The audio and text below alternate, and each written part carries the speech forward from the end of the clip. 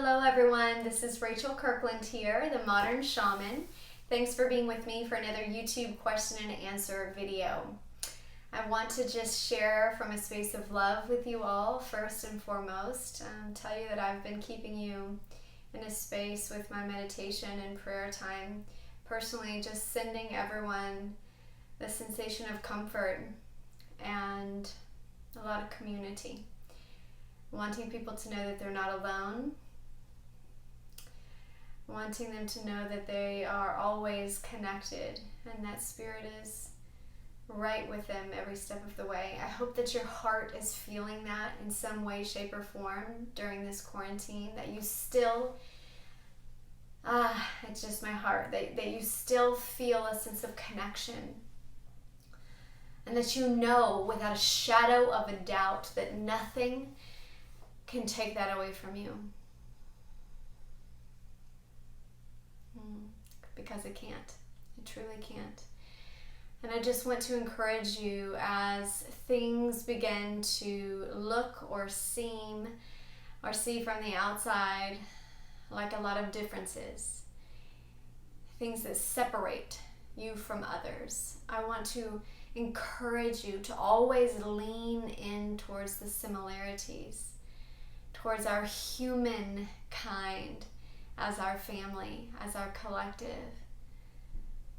That truly our species as humans is what draws us together in unity, and to not let all of the perspectives or beliefs from one side of the spectrum or the other, one political view or the other, let separate you or make you feel isolated or alone. You can believe whatever you want to believe, but your heart, your soul is always in unity with Source. Okay, just my heart. It's just my heart. I'm going to get down to what I'm supposed to be doing here, but sometimes my heart is stronger than my mental mind, and I want you to know that. I just want you to know that you are not alone, and I want you to know that especially in times when it feels like we're being segmented and segregated and separated by our belief systems, or by somebody thinks this and somebody thinks that, and the words and the advice seem very loud around us. I just want you to remember that we are in one heart, one soul, one species, one humankind. And we are all going through this experience together, even though the experience may translate differently to each person and each individual in its unique way. And it's supposed to, it always will, because there's no one thumbprint and fingerprint alike in our human experience. But our souls all are on this journey, on this earth at this time. And there's so much unity that we can lean into together for that. So I just encourage you to do so. I love you all, and I'm leaning in and hugging you like this, being one with me now. Okay, so I'm going to get to it. All that being said, here's the question sent in this week. It says, "Hi Rachel, I have a very analytical mind, but I live by intuition and I believe in miracles. But sometimes I feel like I prevent the miracles from happening because I can't separate from my logic. How can we get out of our own way and allow the magic to occur, but not try to force the logical thoughts out?" I love the way you asked that question, and honestly, I feel like you're already on the right track, because you're beginning to answer your own question by having a sense of balance, by looking for the equilibrium. So today, let's talk about this. To me, when I read your question, the title of this video would be Integration. And this hits home with me because this is what I am all about. Ever since I've felt like Spirit was putting it on my heart to share and do these videos, and those of you that know me personally, this was never like a goal of mine to do this or to even share in this way. Spirit just kept putting it on my heart, and when Spirit tells me to do something, like it or not, I will do it. Despite my sense of rebellious heart or embarrassment or whatever it feels like to me, in the end, I do what Spirit tells me to do. And so, that being said, a lot of my heart for this community was because I saw there's a huge discrepancy in the New Age community, in the metaphysical community, even in the spiritual community. In traditional, views of Christianity, or in the Judeo-Christian perspective in which I grew up in the West, in the way that we perceive spirituality, there is this big chasm between integration of the living word, of the living Spirit into life, of a sense of integration with the sacred into our everyday experience and seeing things as sacred. And I feel like we've done ourselves a disservice as humanity over many, many years within our spiritual lives of separating out the sacred with the secular, and feeling like things that are mundane or secular or logical, in the way that I'll use your question, are not magical, are not sacred. And yet Spirit does not make that differentiation. So this is my heart. This is my heart. This is part of what I teach also when I teach the sacred intuitive arts in my curriculum that I developed, is trying to make people realize how accessible this is to you. This is your birthright as a soul in a human body. You have complete capabilities of things that seem miraculous, that seem like they are spell casting or magical in nature. And yet they are absolutely integrated into every human experience that we are a part of, because we are soul before we are form. We inhabit and embody and utilize this human experience as we see fit. And so we have complete accessibility to the magical aspects of what life is. So I love your question.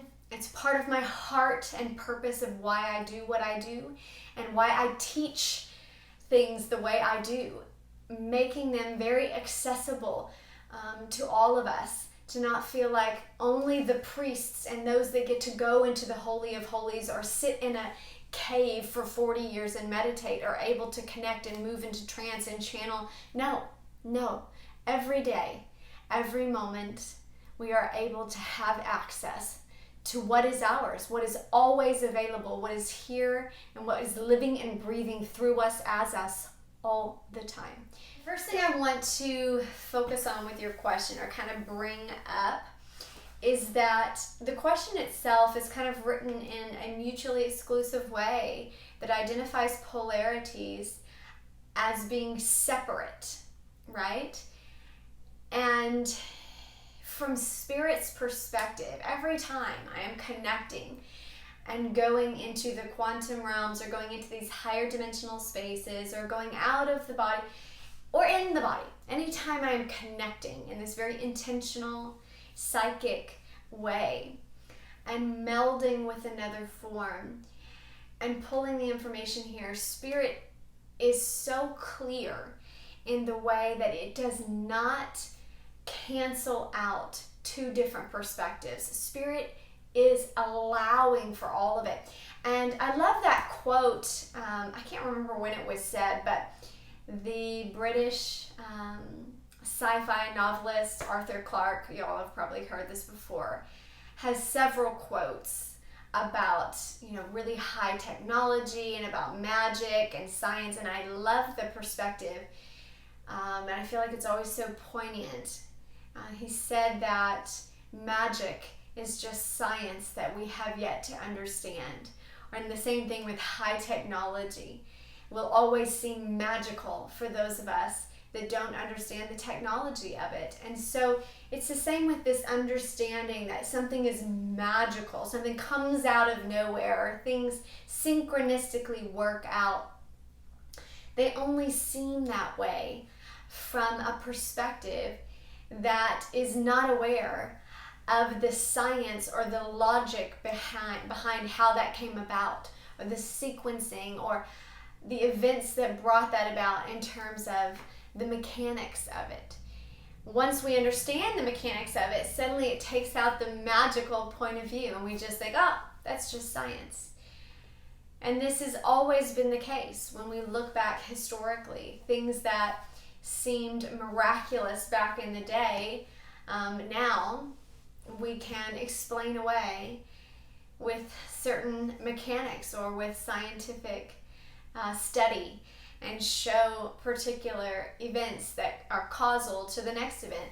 And so we'll say, logically, this is what made this happen.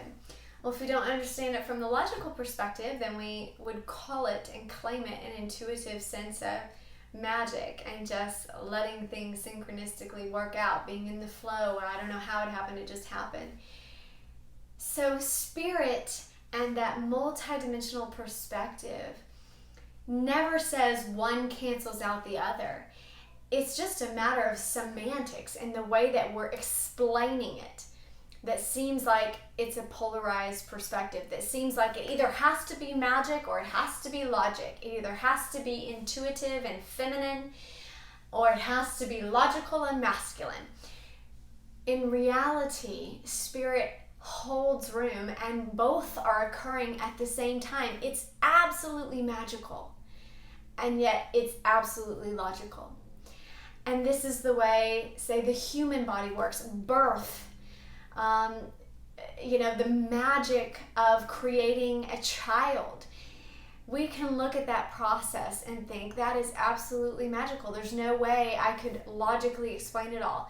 And yet, if that was my study, that was my area of expertise, and I studied it all my life, I could probably tell you, point by point by point, every little scientific detail of what makes that baby come alive, or what brings that child into the world. And I could explain it logically. Now, does that take away the miraculous component of a birth? Maybe to one, maybe not to the other. It's all a matter of the way that we are choosing to perceive the events in our life. And so the first point that I just want to make with that is that you don't have to have one or the other. You don't have to choose, and they are not mutually exclusive. They don't cancel each other out. Spirit says, yeah, they're both. They're both absolutely. They're not just both a little bit here and a little bit there to where they equalize. They're 100% both. They are 100% absolute precision in every scientific measure, and yet they are absolutely magical in the way that they are worked out in the perfection of the absolute. So both can be true. So this brings me to my second point that I want to touch on with your question, and that is the element of control versus freedom, right? And this question kind of brings up or touches on the same core component of those that are trying to work really hard to manifest something and almost want to play with the sense of a scientific controlled environment to where they can isolate a few components and let those seem like they are moving in a sense of freedom, but the rest of the dynamic of the setting is controlled, completely the same and always exact in the way that it's set up. And this isolates the freedom so that they're able to observe more clearly what's causing something, what's the created effect. And there's a little bit more deliberate control happening here. This is a lot of times the way that we are taught to manifest, to bring into our lives things that we'd like, whether it's a vision with a meditation time where we're holding a very controlled and deliberate body posture, a very deliberate visual space, and then we're bringing into that only a few things that move within their freedom in order to create something specifically. So it's kind of like a scientific control room, right, where we are studying or wanting to have a particular effect and only letting a few isolated things have a sense of shaping that future. When you're doing this, the best state to stay in is one of appreciation. When we're in a space of appreciation, we can look at something that we don't completely understand, and yet it leaves room for the learning, for the growth, for the creation component to have its own sense of free will, its own sense of life. Like I said, we are kind of controlling the externals enough to where the creation in itself begins to make something that feels very unique and independent. And we keep ourselves in a state of appreciation, of respect, of adoration of what is happening. And so instead of that lock grip of logic, of trying to understand it, of trying to make sense of it, we open our mental scope broad enough to where it holds a space of appreciation. This is an energetic state where we're in wow. We're in the magical mental mind that allows wonder, that allows, again, appreciation, respect, adoring the process, and adoring the aspects that we don't understand, even though we know and we have cognition, intelligent enough to realize that there is a universal intelligence, or there is a higher technology happening here. We know that, but we are also aware that we don't fully understand it. And so we hold an open space like a child would, watching someone paint a painting that they have no idea how they could do that yet. And yet they realize that they probably at some point could be capable of it, that humans are capable of it, that it is not out of the realms of understanding. And yet, from our perspective right now, it doesn't need to be understood, to be appreciated, to be validated, to work. It's still working. It's still creating a magnificent future for you.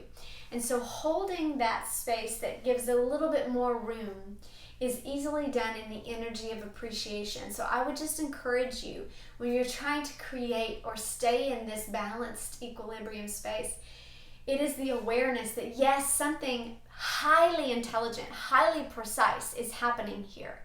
And yet I don't completely understand it. And so I accept with a sense of awe and majesty and respect for those things that are playing out in the perfect harmony of the way that they are. We do the same when we hear a piece of music, a symphony that I couldn't write, you couldn't write, maybe you could, but somebody did. Somebody in that high intelligence of understanding harmony, of understanding all of those layers that go together, was able to put that together. And so there's this respect and appreciation for what we are capable of, even when we don't cognitively understand it or have accessible reach to it there. That keeps you in that dynamic creation space where it's still unfolding, and the symphony is playing and playing and playing, and we are still a component of what's playing out. And yet we're not stopping it, or we're not logically restraining it or putting friction upon the creation and the fact that we don't understand it. We hold an absolute space of awe for what is occurring. The third thing that I want to bring up about miracles is that when you are having a miraculous life, when things are occurring in wonderful ways of synchronicity, to stay in that energy of joy, to notice the way that you're thinking and feeling. So your thoughts are that energetic charge. They have a literal kind of electricity to them in the way that they move through our organs and our human body. And our thoughts are the emotional component, the feelings that are attached to those thoughts add that magnetism, or like the momentum of like how fast things are coming. When we're highly emotionally charged with the feeling of absolute joy and love and bliss with the things that are coming to us in these miraculous ways, we begin to see them come faster. This is what the component of momentum that I feel like when I'm tuning into things. Every time there is a feeling that's very strong, what we would call a strong emotion, there is a pace that comes with it, as if the current of our life is beginning to flow faster and faster and faster and faster. And that electrical charge of the body begins to really pump a sense of capability. So we're electrically charging ourselves. We've got the energy. We're like, yeah, we're vibed up. And then the heart space of that emotion, which is absolutely magnetic, it draws everything to us with a sense of momentum that becomes incredibly powerful. So noticing when you're in those miraculous stages of your life where things are coming to you, I would assess that. That is the key for yourself of realizing how to maintain that sense of evolutionary pace that you're in, of living the miracle. Because miracles are absolutely livable every single day. Our breath is a miracle. The three most important things that I would say is, first and foremost, that logic and magic are not mutually exclusive, that they are the same thing from the multidimensional perspective, that they work absolutely in harmony, and they are expressing in the same way. We're just explaining them from two different perspectives. So let both be. Let both the logic be when you understand how it works, and let the miracle be when you don't. Again, they're just describing the same event with two different vernaculars. And then another thing I'd want to say about it is to notice when you find that you're in that miraculous state as to how that feels to you, because that is your key of how to keep yourself and not get in your own way. That's the words you used in your question. To how to keep yourself in that miraculous state of evolutionary blossoming, right? The evolutionary growth where every day seems like a miracle, where every breath feels like a miracle, where every interaction you think, you know what? I've never had that kind of interaction with that person. Even the people in your everyday life, with your parents, with your siblings, with your children, with your mate, and you're having these interactions and you're thinking, I could have never had that type of interaction yesterday. It is a miracle. Realizing what it is that's happening within you in those moments. When you realize it, it will feel logical, and yet that doesn't take away the miraculous nature or the energy that's created in that moment, the feeling of the miracle.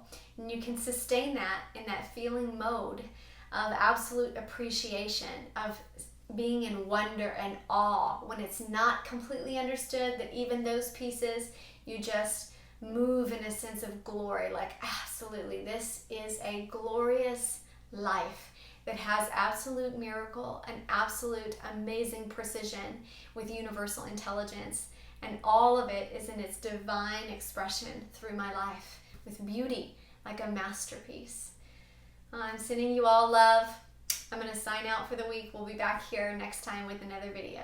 Blessings.